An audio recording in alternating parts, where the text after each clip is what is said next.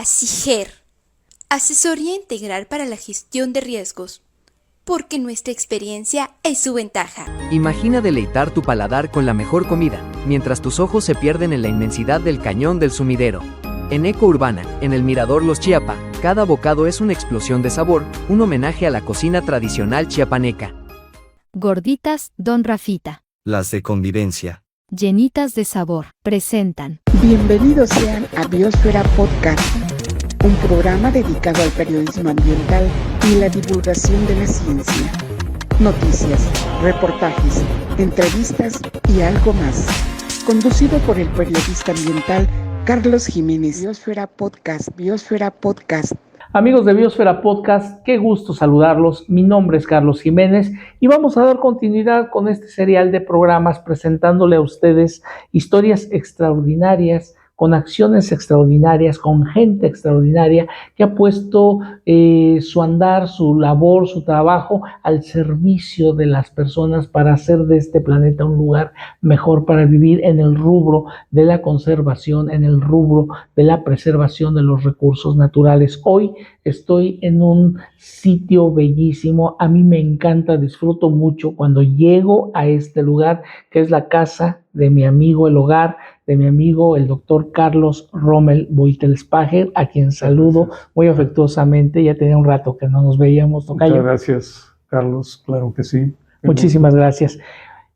¿Quién es el doctor Carlos Rommel Beutelsbacher? Bueno, pues nada más para que se den una idea, él ha escrito un sinfín de obras que tiene que ver con insectos, tiene que ver con ámbar, tiene que ver con plantas, tiene que ver con botánica, con orquídeas. Bueno, es una enciclopedia andando, y así te lo digo, no creas que es por otra cosa, y tiene muchos proyectos. Los proyectos no continúan, pero yo le reconozco una gran cualidad de la cual carecemos la mayoría de los humanos.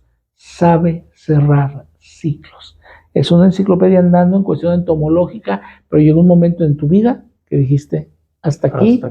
Y abrimos un nuevo libro con una nueva hoja en blanco y escribirlo. Exactamente. Seguiste, no sé, con orquídeas tal vez. Sí,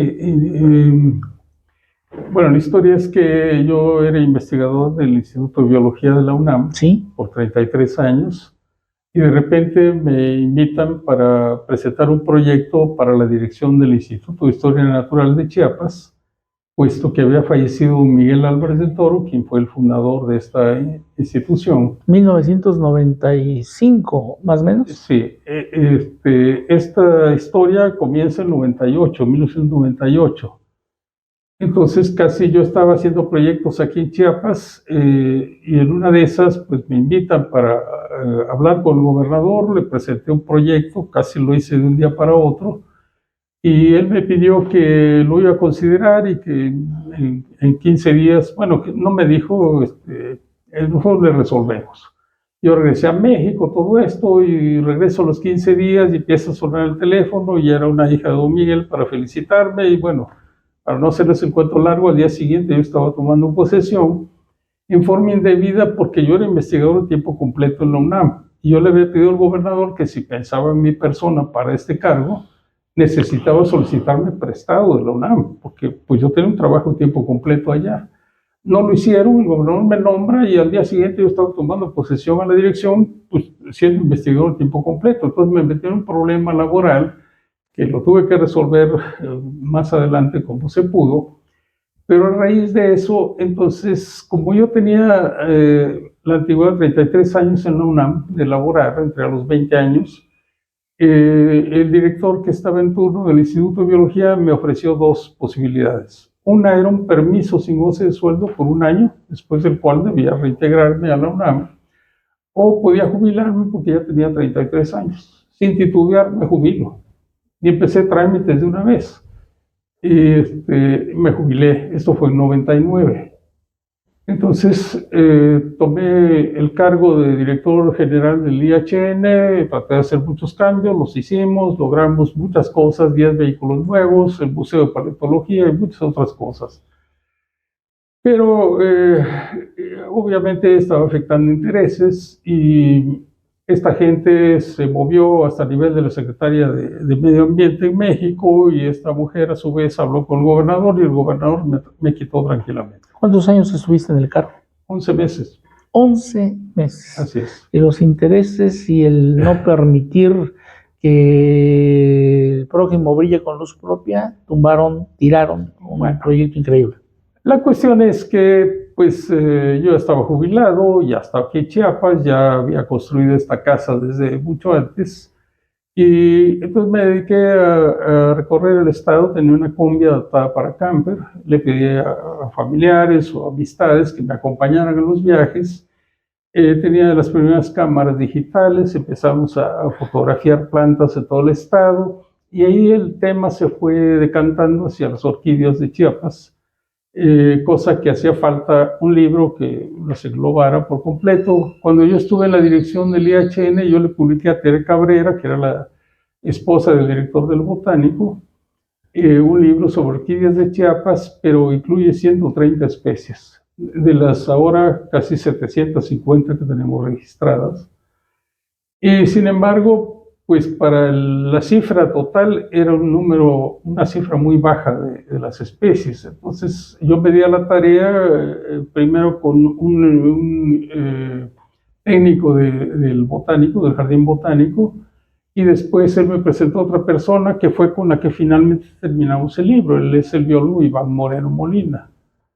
Nos llevó mucho tiempo, mucho trabajo, es una obra muy vasta, tuvimos que recurrir a colegas de Centro y Sudamérica y por supuesto con la asesoría de grandes investigadores de la UNAM, el doctor Gerardo Salazar y el propio Eric Haxater, que es uno de los grandes orquideólogos mundiales, especialista en epidendro. Entonces logramos concretar esta obra, me ayudó un amigo que se llama Obed Sarmiento para armar el gran libro y estuvimos en todo el proceso de edición de esta obra. Eric Haxater aceptó publicarla porque esta obra, ya teniendo el DOMI, la muestra, la presenté al secretario de Turismo del Estado en ese tiempo y él se fue de espaldas cuando vio la riqueza de láminas, de colores, de imágenes. Hay muchísimas imágenes del libro. Él dijo, estoy seguro que el gobernador lo va a publicar. Y sin embargo, después de año y medio de estar ahí con ellos, finalmente me recibió y me devolvió el libro diciendo que decía el gobernador que no tenía dinero para el libro. ¿En qué año estamos hablando? Estamos hablando de Velasco. ¿El doctor Velasco Suárez? No, Manuel Velasco. Manuel Velasco, sí, Manuel Velasco Cuello. La paradoja de esta historia es que al mes justamente de que me devolvieron el DOMI, la muestra, el gobierno de Chiapas, a través de la Secretaría de Turismo, que es quien me había devuelto el libro, pagaron $1,5 millones, o sea, 30 millones de pesos, para pegarle su logo de Chiapasionate al calzoncillo de un boxeador que para colmo perdió. 30 millones votaron ahí y no pudieron publicarlo. Las incongruencias de la política en México. Pero bueno, yo no me quedo cruzado de brazos. Justamente cuando me lo devolvieron, yo fui a la semana siguiente a México, hablé con el director de biología y hablé con Eric Haxater, y Eric tuvo bien publicar la obra y gracias a él existe el impreso, pues. Pero bueno, yo he acostumbrado que una vez que agoto un tema hasta cierto punto, que es la culminación con la publicación de un libro, cierro el tema. Ese capítulo quedó cerrado. No dejan de interesarme las orquídeas y las actualizaciones que hay, nuevos registros, nuevas especies, las sigo conservando en carpetas por una eventual segunda edición. ¿Cuántos libros publicaste sobre orquídeas? Tengo 3 libros publicados de orquídeas. Incluyendo... La guía de orquídeas de Chiapas con 2 ediciones. Esplendor de las orquídeas de Chiapas, que es un libro de arte publicado por Coneculta, un pequeño libro. Y el gran libro, que es el de las orquídeas de Chiapas. Muy bien. ¿Cuántas especies son las que lograste? En ese libro se incluyen 723 especies, con descripciones, con mapas de distribución, con épocas en que florece, con observaciones ya particulares, con su distribución general y local acá en el estado. ¿Esta cifra ya se ha incrementado? Sí, actualmente tenemos alrededor de 750 especies registradas. Tú sabes que Chiapas es el segundo estado biodiverso de la República Mexicana en ciertos rubros. Sí, claro. Pero en cuanto a plantas, siempre se ha dicho que Oaxaca es el número uno en flora. Yo les he demostrado, para empezar, en orquídeas somos el estado número uno de todo el país. Aquí tenemos más del 65% de las especies de todo México. Aquí 65%. sí. Y de flora en general, acabo de actualizar el catálogo de la flora, que lo tenemos al día. Tenemos más de 10,000 especies de plantas, muy arriba de Oaxaca. Oaxaca más o menos como con cuánto cuenta. Como 9,500, por ahí así. Wow, mira, en Biosfera Podcast siempre te citamos como fuente, estimado Gracias. doctor Carlos Rommel, y siempre decimos que Chiapas es el estado número uno en cuanto a especies de orquídeas. Hoy es el estado número uno con especies de plantas. Plantas en general. Plantas en general. Así es. Muy bien, cierras este ciclo. ¿Qué sigue para Carlos Rommel en su fructífera carrera de producción de conocimiento, de información transformada en conocimiento? Gracias. Pues mira, para empezar, cuando ya aparte de orquídeas, empecé a tocar todos los demás grupos de plantas, las demás familias, me topo con que hay una desactualización, o había una desactualización de la información y de la nomenclatura brutal. Existe un listado que publicó el doctor Dennis Bridlow, un norteamericano, ya fallecido él, de 1986. ¿Sí? Entonces, de 86, imagínense a la fecha en que estamos, es noche y día lo que hay. Hay familias completas de plantas que han desaparecido, o se han fusionado, o han cambiado de nombre, o lo que sea. Desde allí hay cambios sustanciales, se han descrito nuevas cosas, se han combinado nuevos nombres para las plantas.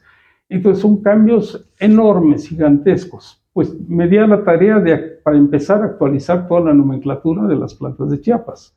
Tengo el catálogo al 100% terminado, por eso puedo hablar de cifras de que somos el número uno en todo el país. Muy bien, estamos llegando a la mitad exactamente de este programa especial que estamos dedicando a conocer acerca de esta obra que continúa realizando el doctor Carlos Rommel Beutelspáger. Ya hablamos acerca de algunas anécdotas de cómo empieza a adentrarse en la cuestión en terreno chiapaneco, luego de estar varias décadas como profesor investigador de tiempo completo allá en la Universidad Nacional Autónoma de México, en la Ciudad de México. Llega al estado de Chiapas, nos habla acerca de algunas cuestiones que pues no muy halagüeñas, no muy positivas, pero que te marcaron y te permitieron en un futuro posterior lograr editar, lograr escribir, investigar, escribir y posteriormente editar estos maravillosos libros que están a disposición del público. Vamos a hacer una pausa. Yo soy Carlos Jiménez. Regresamos. Eco Urbana, un sabor inolvidable en el Cañón del Sumidero.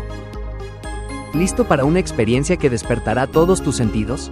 Prepárate para descubrir un lugar donde la gastronomía se fusiona con la majestuosidad de la naturaleza. Un mirador de sabores. Imagina deleitar tu paladar con la mejor comida, mientras tus ojos se pierden en la inmensidad del Cañón del Sumidero. En Eco Urbana, en el Mirador Los Chiapa, cada bocado es una explosión de sabor, un homenaje a la cocina tradicional chiapaneca. Visítanos en el último mirador del Cañón del Sumidero y déjate sorprender. Reserva tu mesa hoy mismo en nuestra página web o llámanos. Te esperamos. Bienvenidos sean a Biosfera Podcast, un programa dedicado al periodismo ambiental y la divulgación de la ciencia. Amigos de Biosfera 10, los invitamos a que participen en el foro de Biosfera 10, donde podrán expresar sus comentarios y propuestas para hacer de nuestro planeta azul un mejor lugar, conservando nuestra biodiversidad. www.biosfera10.org. Recuerda, el foro de Biosfera 10 está en internet y es para ti.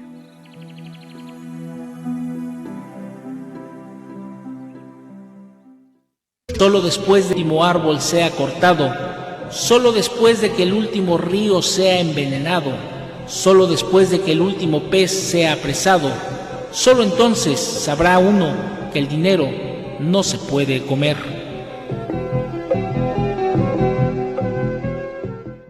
Biosfera Podcast es un componente del proyecto integral de periodismo ambiental Biosfera 10 que ustedes ya conocen y conocen muy bien desde hace casi 3 décadas, cuyo objetivo ha sido y continuará siendo el intentar contribuir a generar una conciencia de entendimiento sobre el papel que estamos jugando los seres humanos con la naturaleza, en el entendido que si nuestra simple presencia constituye ya un serio factor de desequilibrio en cualesquiera de los ecosistemas que estemos presentes, la lógica diría que si hemos sido parte del problema, deberíamos innegablemente ser parte de la solución.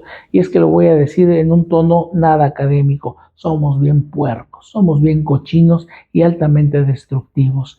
Tenemos una costumbre, al menos en esta parte de la República Mexicana, en el sureste, que es beber cualquier líquido, refrescos o una bebida tradicional de por acá que se llama pozol, en una bolsita con un popote.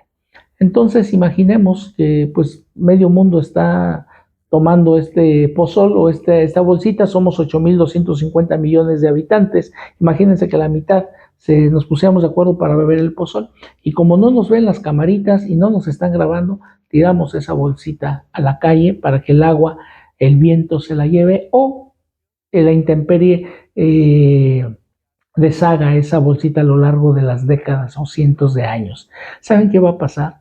Va a pasar que si juntamos todos esas bolsitas de plástico con popotes, vamos a llegar a la altura de un cerro, de un monte, como el Monte Everest, así de esa altura, por la gran cantidad de plásticos que no sabemos darles un destino final. Entonces sirva este espacio, este modesto espacio especializado en divulgación de la ciencia y periodismo ambiental, para hacer llegar ese mensaje de reflexión de que es posible empezar a cambiar nosotros mismos para que de manera multiplicadora ese efecto motive un cambio colectivo y hagamos de este planeta un mundo mejor. Así las cosas. Estamos platicando con el doctor Carlos Rommel Beutelsbacher, investigador, biólogo de formación, autor de innumerables obras de investigación en biología, fotógrafo también. Tienes un lente, unos ojos muy, muy especializados, una lente muy, muy especializada. Me estabas hablando de tus nuevos proyectos. Ya cerraste ciclos, el último fue Las Orquídeas de Chiapas. Continúas de alguna manera actualizándote, pero ese ciclo ya lo cerraste. Y hoy te estás enfocando tus baterías hacia las plantas de Chiapas. ¿Qué son las plantas de Chiapas? Pues es un grupo aparentemente muy estudiado, y sin embargo, a cualquier zona que vayamos, voy a ponerte un ejemplo: estamos yendo a una reserva que se llama el Guanacaste, que está por el Jobo. Tenemos 4 salidas apenas que hemos hecho. Encontramos allí, la reserva se llama el Guanacaste, y encontramos los árboles que supuestamente le dieron nombre a la reserva y no son guanacastes. Ah, ¿no? ¿Qué son? Es otra especie que yo había buscado por todo el estado, y aquí de frente nos vamos encontrando. ¿Son endémicos? Sí. Bueno, no endémicos porque está parte de Centroamérica y llega a Oaxaca y a otros estados, pero para Chiapas nunca, por lo menos en mi caso, había visto en vivo esta planta. ¿Cuántas especies hay? ¿Cuántas miles de especies hay en Chiapas? Más de 10,000 especies de plantas. Pero aquí de Guanacaste, acá fuera de la casa, tenemos uno que sembró mi hijo desde semilla, tiene ya más de 30 años, se llama Enterolobium cyclocarpum. Pues se describió como Enterolobium schumbergi. Es otra especie. Ahora unos investigadores lo cambiaron de género, pero en mi caso y las personas que me acompañan en este proyecto, consideramos que debe considerarse como Enterolobium, o sea, el mismo género. Ustedes han escuchado esta frase, dice que es un animal que parece un pato, tiene patas de pato, tiene pico de pato, grazna como pato. Es el caso. Ustedes ven este árbol, pues los mismos dueños de la reserva, se llama el Guanacaste, y esto no es un Guanacaste en sentido estricto, es un falso Guanacaste. Falso Guanacaste. Muy bien, esa es una de tantas plantas. Es una de las tantas. Entonces, ¿qué es lo que estamos haciendo? Primero fue la actualización de la flora de Chiapas, es lo que tengo. Eventualmente quiero publicar el resumen de las familias con los géneros y el número de especies y de taxones que tiene cada familia. Eso como un resumen.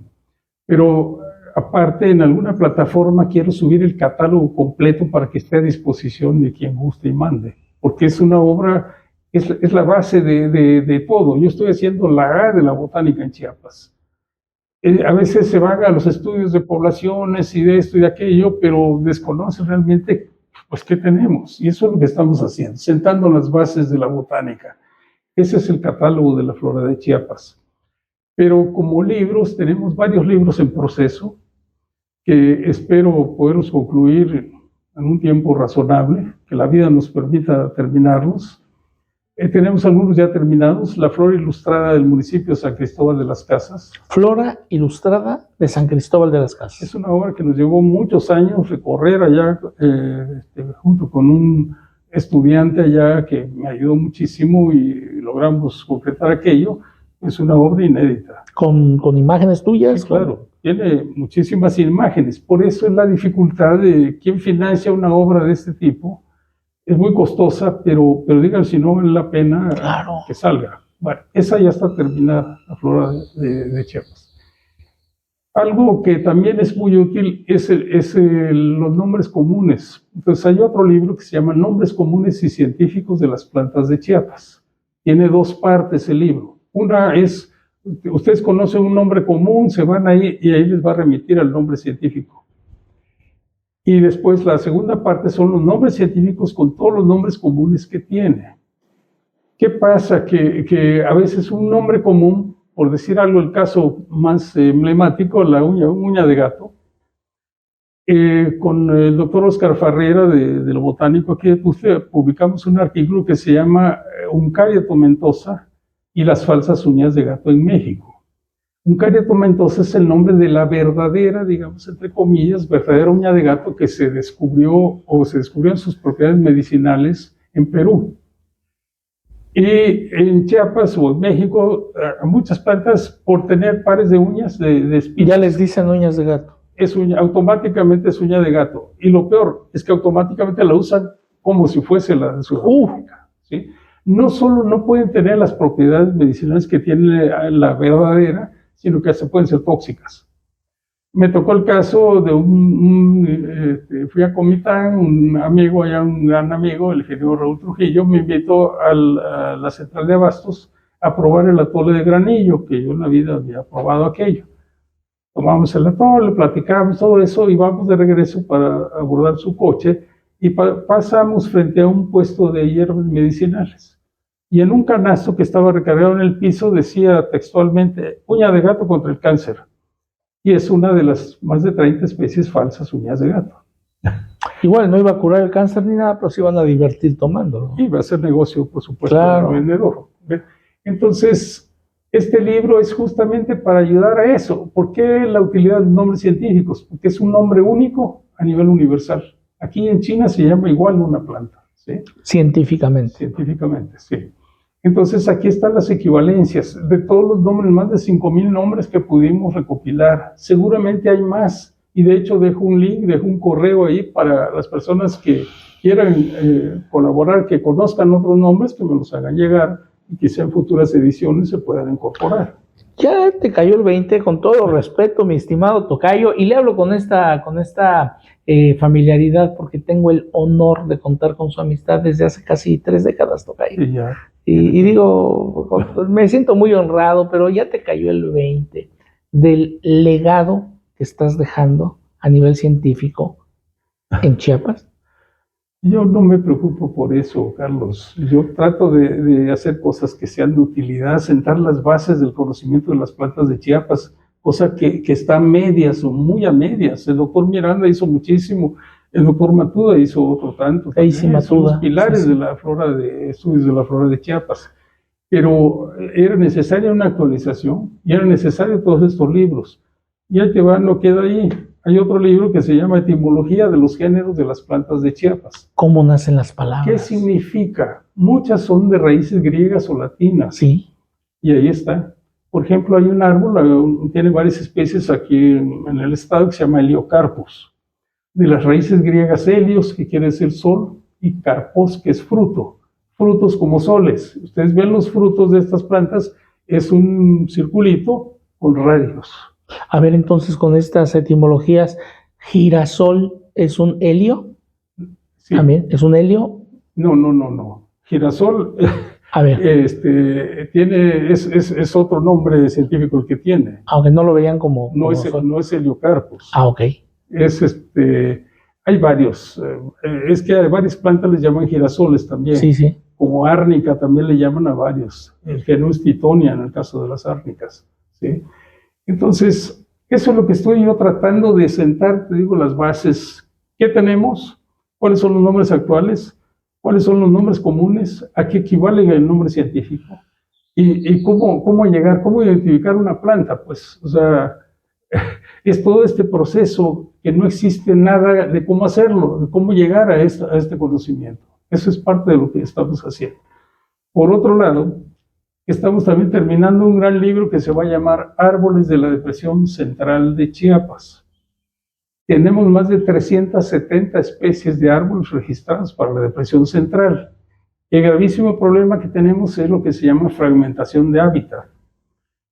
Hace 200 años, la depresión central tenía un tipo de vegetación que era selva baja caducifolia, nosotros le llamamos selva seca tropical, desde la frontera con Guatemala hasta Cintalapa, más o menos. Pregúnteme qué queda ahora de ese tipo de vegetación. Con fotografías de satélite, gracias al INEGI y todo esto, existen puras manchitas, puntitos rojos. Eso es lo que queda de la pequeños vegetación remanentes. original. Se ha fragmentado brutalmente por la urbanización. De tal manera que nos ha costado mucho trabajo localizar. O sea, una cosa es que en la bibliografía se menciona tal o cual planta y otra es poderla encontrar en el campo. Y no solo encontrarla, sino encontrar con flores, con frutos, con hojas, para obtener todos los elementos para armar láminas. Estamos en ese libro también trabajando. Al menos 4 libros en preparación. Sí, no, tengo otros más, pero no quiero hablar de los que están en otra etapa, porque es preferible concretar y publicar estos que tenemos ya casi terminados. Pues nuestro reconocimiento de parte del proyecto integral de periodismo ambiental a la labor, al trabajo del doctor Carlos Rommel Boitespager, un aplauso de parte del proyecto y de ustedes también, porque de veras siempre se habla de lo malo, de lo negativo, de las acciones de grupos sociales, de entidades, del gobierno y demás, pero ¿saben una cosa?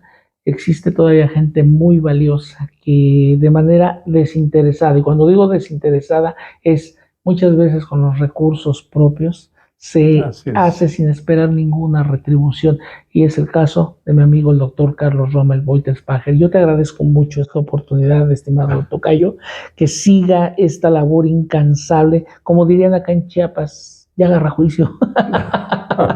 Muchas felicidades. Gracias. Muchas gracias. Por cierto, eso que estás haciendo es el Namaste. ¿Sabes qué significa? Así sea, paz. ¿O no? ¿Qué significa? Yo me inclino ante la deidad que tú representas. Wow. Oh, sí. Wow, un acto de humildad. Sí, claro. En automático me salió esto. Pero bueno, una dosis de esta sabiduría que comparte con nosotros el doctor Carlos Rommel. Oigan, antes de despedirnos, yo quiero compartir también una reflexión que para mi muy particular humor negro y ácido que a veces me cargo, ha formado a pasar una frase de vida, porque es una reflexión muy profunda que nos deja la sabiduría de la tribu norteamericana de los indios Creek, que ya desapareció, ya está extinta, pero dice más o menos así, y que pudiera convertirse en un irónico epitafio de lo que ha sido el paso de la especie humana sobre este planeta. El día que el último árbol sea talado, el día que el último río se seque, el día que el último pez sea apresado, quizá ese día, y solamente ese día, nos demos cuenta que el dinero no se puede comer. Estimado tocayo, muchísimas gracias. Los espero los miércoles, todos los miércoles en punto de las 3 de la tarde en redes sociales, Facebook y YouTube, Biosfera Podcast, y también los martes y jueves de 9 a 10 de la mañana en un componente más, Biosfera Podcast Radio, periodismo ambiental y divulgación de la ciencia. Soy Carlos Jiménez. Hasta luego. ASIGER, Asesoría Integral para la Gestión de Riesgos, porque nuestra experiencia es su ventaja. Un mirador de sabores. Imagina deleitar tu paladar con la mejor comida, mientras tus ojos se pierden en la inmensidad del cañón del sumidero. En Eco Urbana, en el Mirador Los Chiapa, cada bocado es una explosión de sabor, un homenaje a la cocina tradicional chiapaneca. Gorditas Don Rafita. Las de convivencia. Llenitas de sabor. Presentaron